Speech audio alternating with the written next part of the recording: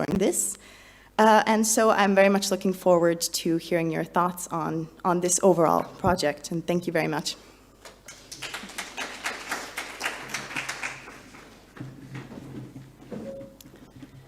So the next speaker will be Florencia Martino, that will present the work of Miguel Ángel Asensio and Pamela Jesica Fadul also. Can you, Florencia, connect your slides? If you want to share them, you can do it now.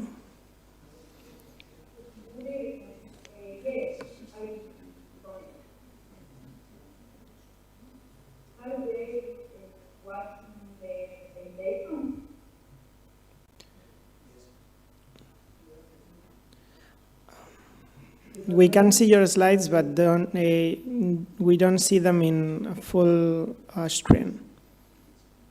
Can you see our slides?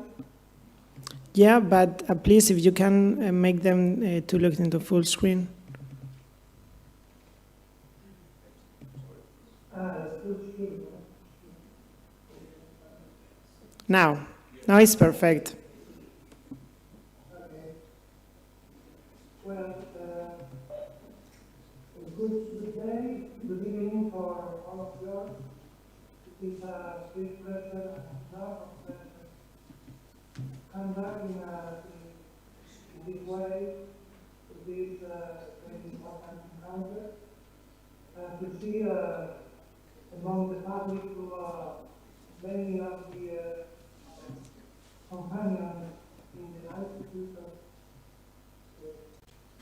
International Studies for Federalism, and I wish you from Argentina the best success for this event. Many thanks for your help and for the preparation for the effort in organizing this conference.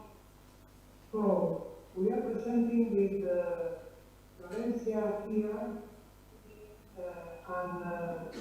Pamela here at my left. We are presenting with the approval of Dr. Hernandez of the Institute of Federalism in Córdoba, and us collaborating from Santa Fe here in the National University of Fadul. We are presenting the problem of territorial disparities and horizontal imbalances in the case of Argentina, thinking that we arrive to new evidences in terms of statistical data for measuring the differences, very big differences among regions and provinces. So we present this study in a format not extremely different, but with its particularities, with the study presented in Bilbao 5 years ago with the organization of the University of Bilbao, where it was possible to speak about the regional and provincial differences in Argentina, differences which are in the root of the differences in fiscal terms. So if we speak about economic differences, we can speak after this about fiscal differences. In such a way, we think that the economic horizontal imbalance is the mother or the father of the fiscal imbalance. So we need to get a measure, a basic measure of such imbalances, and getting also a picture of the fiscal imbalance.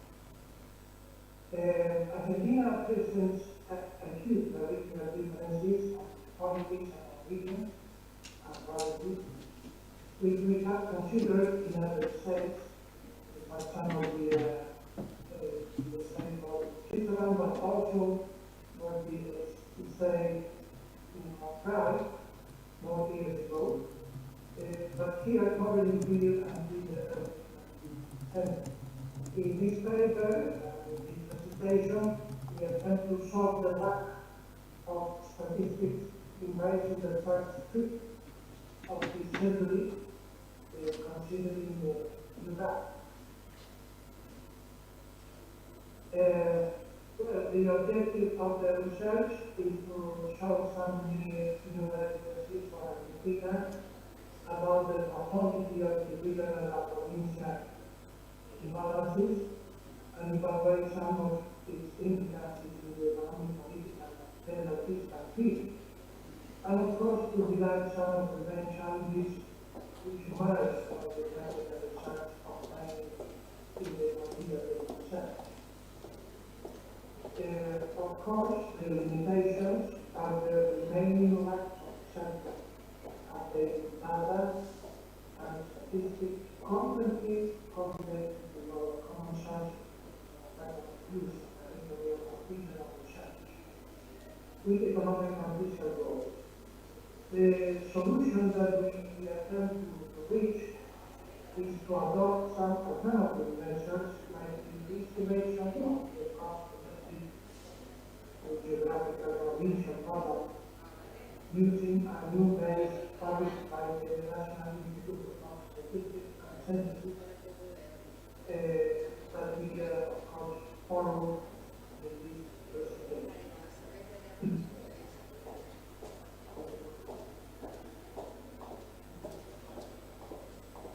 Well, I think that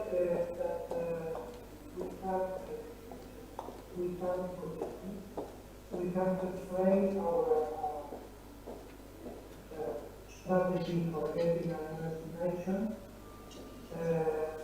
for the geographical, provincial, and regional GDP in the case of Argentina, and we have employed a consumption of electricity index for economic uses, plus an index for consumption of cement, and then other index, third index, of registered workers for working in the private sector, thinking that the economic adjustment is acceptable, is correct. For linking the last GDP base, official base, for getting after peak GDP base in the year following, some of the years between 2004 and the year 2018. 2018 was particularly the last year prior to the pandemic event in 2010. So the result that we can show in yours as in the first place the geographic gross domestic product for the regions, 5 regions, the Patrian One, Julio, Patagonia, northwest and northeast, 5 very big regions in our country. Remember that the surface of our country in the world is 2.8 million square kilometers. So it is a problem as such to get acceptable compound of separate regions. And across this estimation, we can see that the blue line, that the Pampean one, with the very, very big weight along the years, maintains relevant position if the other questions lesser positions, then among the last, the Patagonian one, occupying the second place. So you see again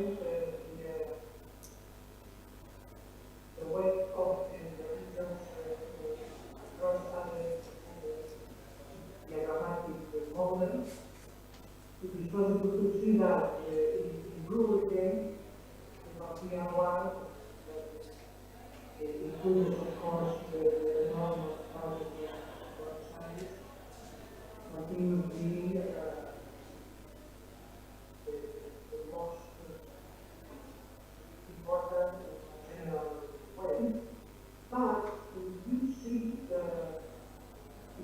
with attention, with a very few deduction in its way, in this sense, we have maintained the same results.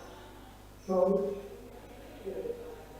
20 years ago, the Bible, 2 years ago, 3, after the validation of the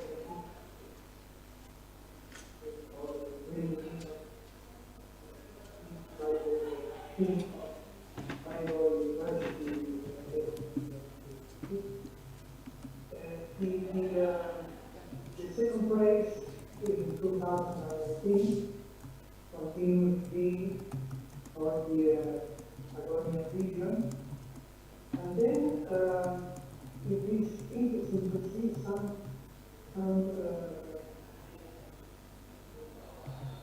interesting the behavior in the way of the northwest region, which awaits superior to the So if we try to see which is the result of that per capita dimension or distribution, it is possible to see that usually the Patagonian one is bigger than the Alpea one because of the incidence of population. In terms of provincial GDP, it is possible to see that the other equator in the southern extreme has a per capita income superior to the autonomous city of Buenos Aires, and traditionally is of course the richest place in the country.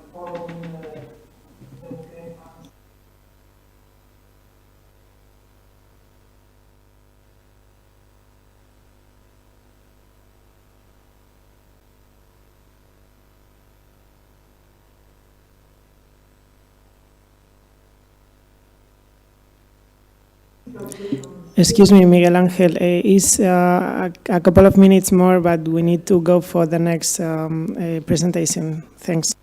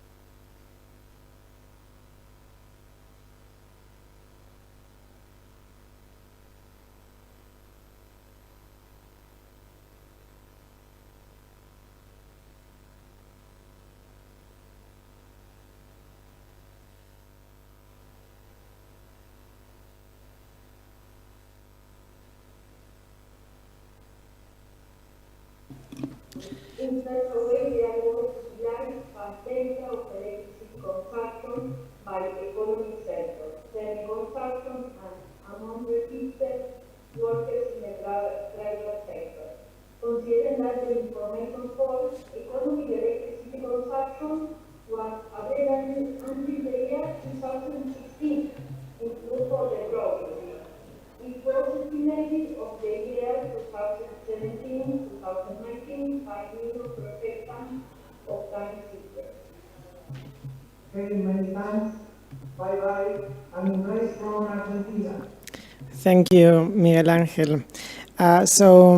Before we go for the discussion, is the turn of Govinda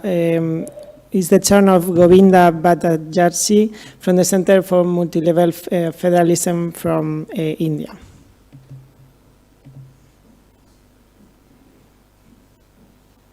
Govinda? Okay, perfect. We can see your slides, but if you can click on full screen. Yeah. That's it, perfect. You can start, thanks.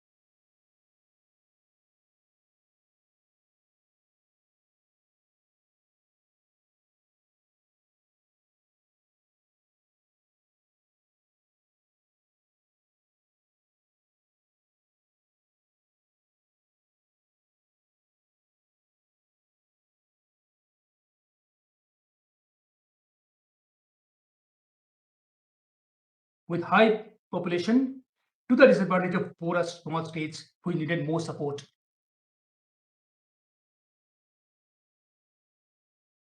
In a sign of increased fiscal vulnerability of the states, as many as 17 of the 20 Indian states were identified by the 15th Finance Commission as revenue deficit states, as against only 11 identified with the previous Finance Commission. The fiscal responsibility legislation enacted by the Indian states also imposed a borrowing limit of 3%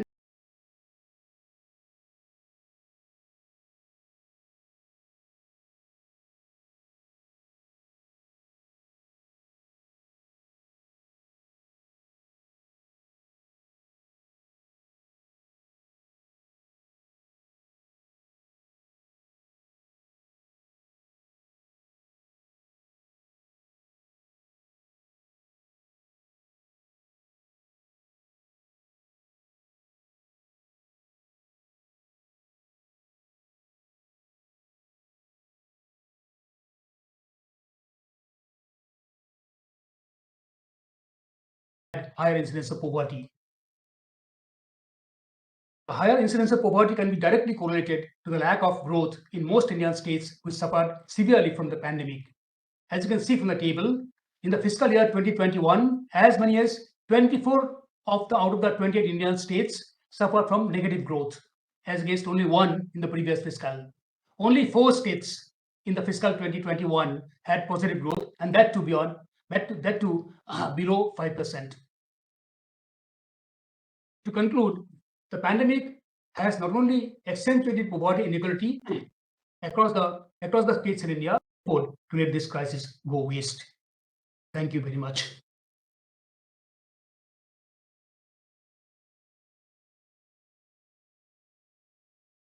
Thanks, Govinda. And with you, we finish this last session of the conference. Is the turn of the questions. So if anyone has a question, can raise their hand, and John will. Vale. So here I think I saw a raised hand. Thank you. Well, I have a general question. Actually, I was going to make it in the previous panel, but it's the same issue. So, are we asking too much to equalization? I mean, the way in which I see equalization is not to cure inequality, is to make the effects of inequality milder, you know.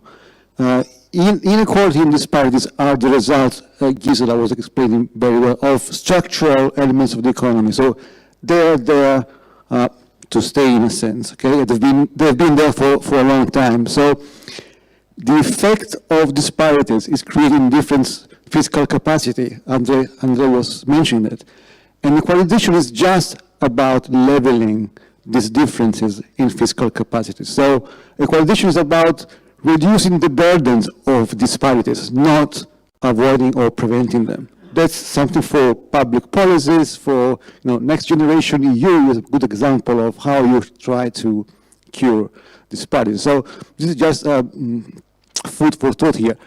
Are we asking too much to equalization, and when we link it to disparities? Thank you. I'm going to first, before the rest of the questions are posed, I'm going to develop of Andrea's question, because I think this is really an interesting topic.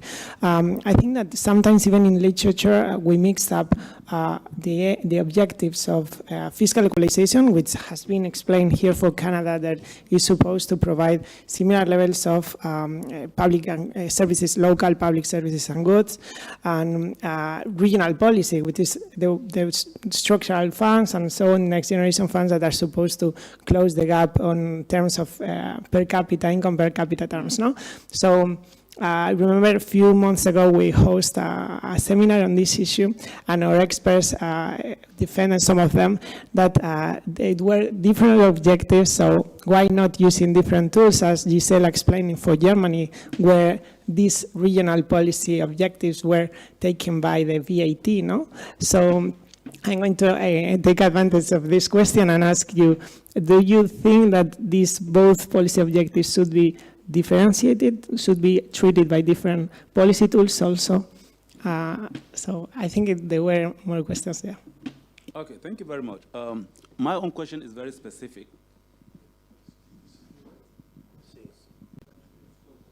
Yeah, okay, thank you very much. My own question is very specific, and is for Andre. In your presentation, you said in Canada, provinces own resources, especially oil resources. So my simple question is, do they share oil-generated revenue, for example, with the federal center? Thank you.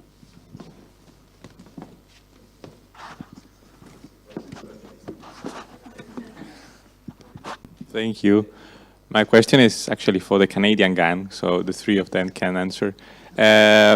Because equalization was introduced also, and Andrea, I know he has worked on this, as also a way to integrate Quebec.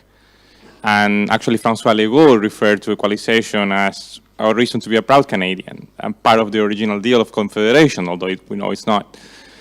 But it's creating problems on the other side, on the west, a slap in the face for Alberta.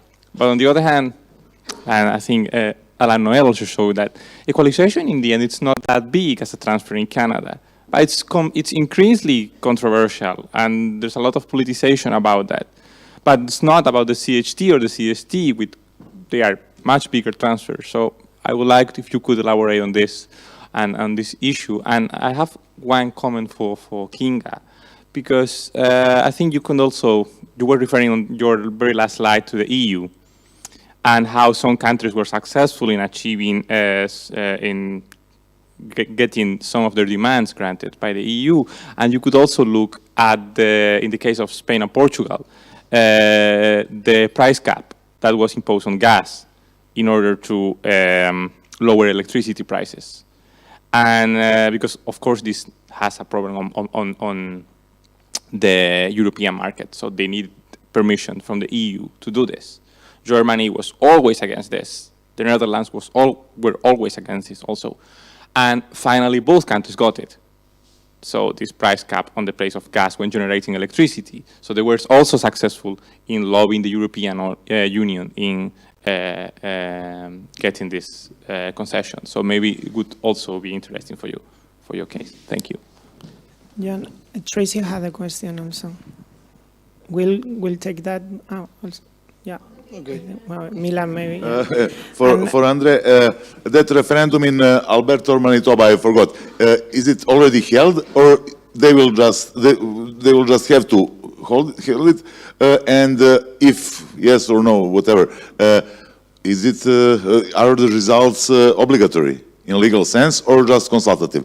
And for Kinga, just simple question: who during these negotiations you covered, who ruled over Atlantic provinces and who ruled over Saskatchewan? Which party? And who held the federal government? Thank you. We're taking the last question before giving the voice to the table. Yeah. Hi. My question's for Alain. So, Alain, I wrote a book in 2016 called Avoiding Governors, and the central argument of that book is that the political willingness in robust federations, which Canada is one, of the central government to expand social protection spending is dependent on their ability to credit claim. And that argument's dependent on the conditional factors, which are, does the central government have the ability to bypass the provinces when they design those programs?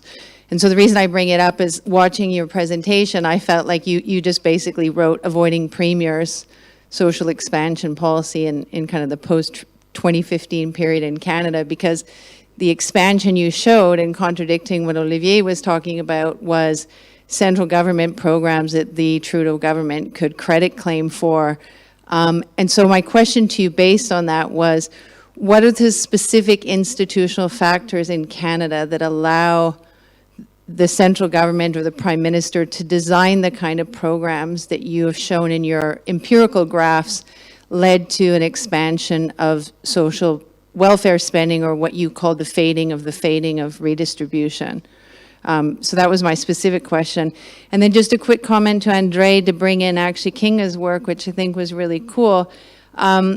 Your ideal model that you explain in Australia doesn't exist anymore, because in 2018, exactly like Kinga said, we had a strong state, Western Australia, your Alberta, who said that because of the technical formula, they'd lost revenues, so they demanded a political buyout.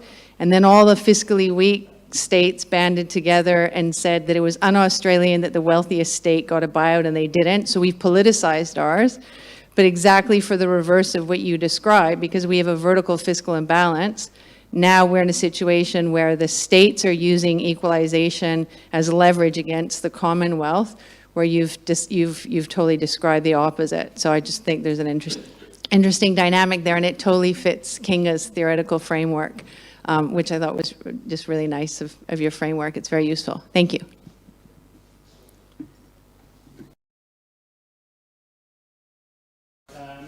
Please turn the microphone the microphone, because otherwise at home they won't listen to you. I mean, I completely agree with you. To me, I never speak about equalization as kind of reducing inequality, right? I mean, it mitigates the consequences of inequality, right? In Canada, I mean, discrepancies to me are a result of two things, essentially different developmental patterns. You know, we're linked to natural resources a lot, of course, in Atlantic provinces, you know, fisheries, and so on and so forth.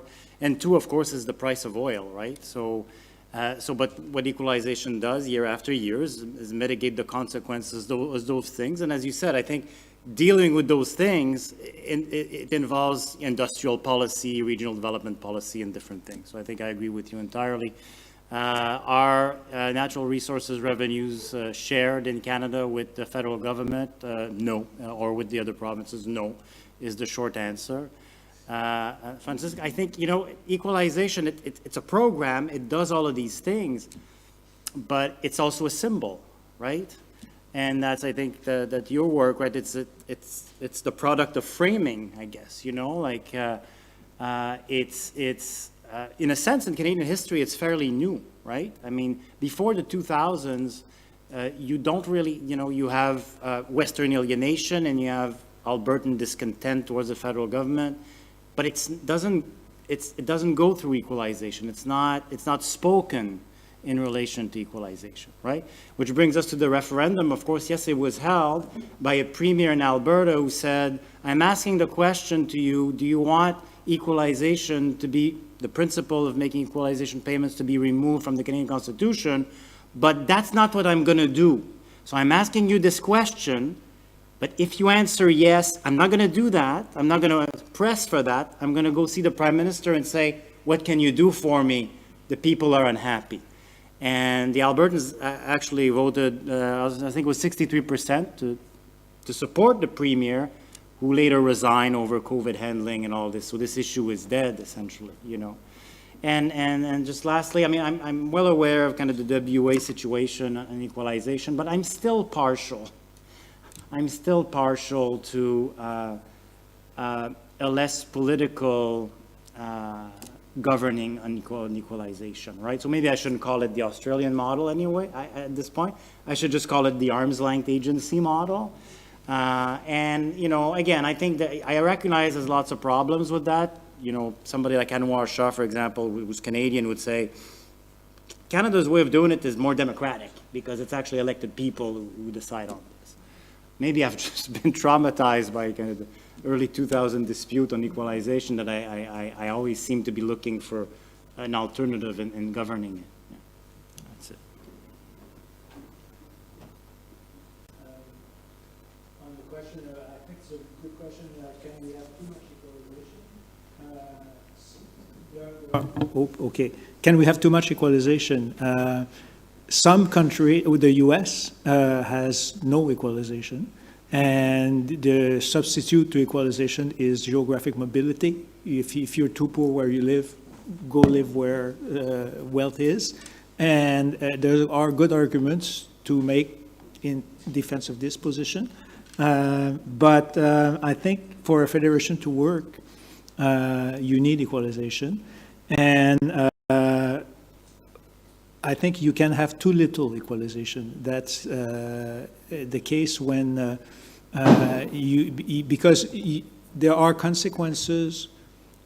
Putting together unequal territories has consequences. And in Canada, for instance, André referred to the price of oil. There is probably, or there was when oil was very expensive, a Dutch effect. That is, the money, the value of the Canadian dollar increases, and it hurts manufacturing industries in non-oil producing provinces. And therefore, there's a good case that can be made in such circumstances for equalization. The crisis of the euro in the sovereign crisis in Europe also suggested that it would be good to have, if you share money, currency, you should also share some income. So I think it doesn't mean, as André said, it doesn't mean that you equalize everything, but you you should equalize. And Trevor Tumbe, who has worked with André on equalization, has introduced the notion of implicit equalization, which is the idea that even without an equalization program, there is equalization in a federation because rich regions pay more taxes and consume less services than poor or older populations. And so money goes around. Regarding Tracy's question on credit claiming, or I think it's critical that the federal government wants to be able to be recognized for what it does. And in fact, in Canada, we have in almost every, not almost, in every electoral campaigns at the federal level, the parties battle over issues of provincial jurisdiction. They say, we will do this, we will do that, and it's all provincial jurisdiction issues because a lot of what people care about is services of proximity, healthcare and social services and so on. The federal parties are tempted to say, we'll do something about this, but making a transfer doesn't allow you to claim a credit very well. And even we saw, we no longer have shared cost programs in Canada because shared cost programs depended on the collaboration of provinces with the federal government to implement under certain conditions, and it didn't work. So what we see in recent years is, and we've seen that before, is the federal government more keen on introducing cash benefits to households rather than transfer. That was the message also of Olivier yesterday.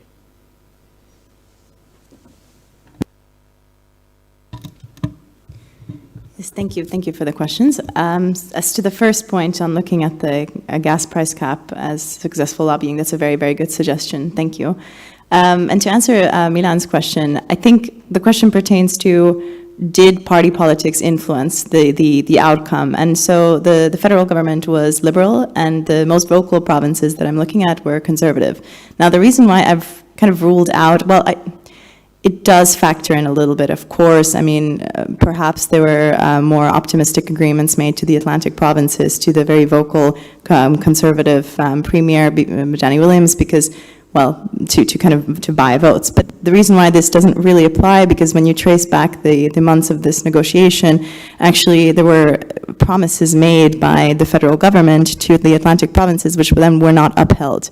So in the end, they had to start from scratch anyway after the federal elections, because there were federal elections in the midst of these negotiations, and they all had to start from scratch. So I've ruled that out as a very powerful variable. Thank you.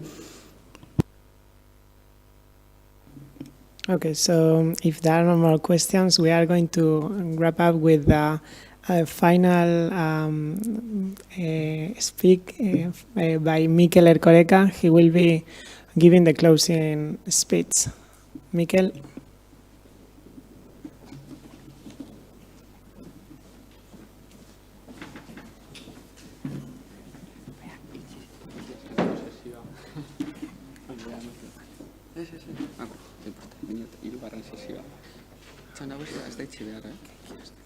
Hau itxi behar zaie? Webek zaila, baina horrein jarraitu behar dugu online, sartuko da hau, paler numero. Bada espadas? Jon. Francesco has to speak after me. Yes, but just for taking into account what... Pero claro, no tiene el link de esto, se lo vamos a pasar. ¿Vale? No tiene el link de esto. Vale. Porque no sabemos que hablaba. Entonces le vamos a pasar el link. Ok. Avísale a Petra que la avise. Vale, a esta sesión. Istendo, minimizas, vale. Ederto. A ver. Sorry, it's just for some logistic points for you.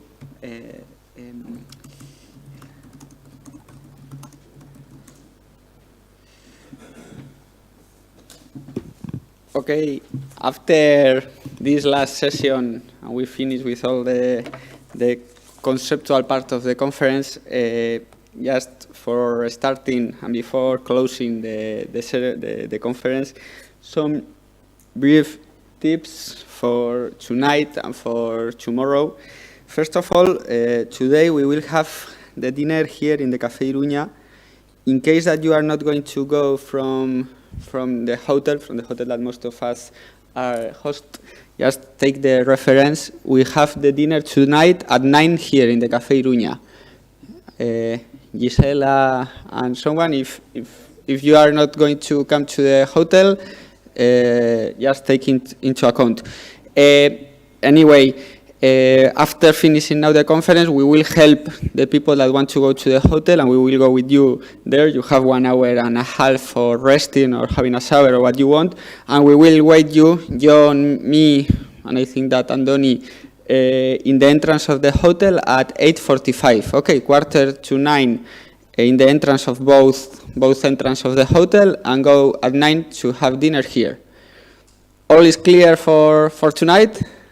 Vale.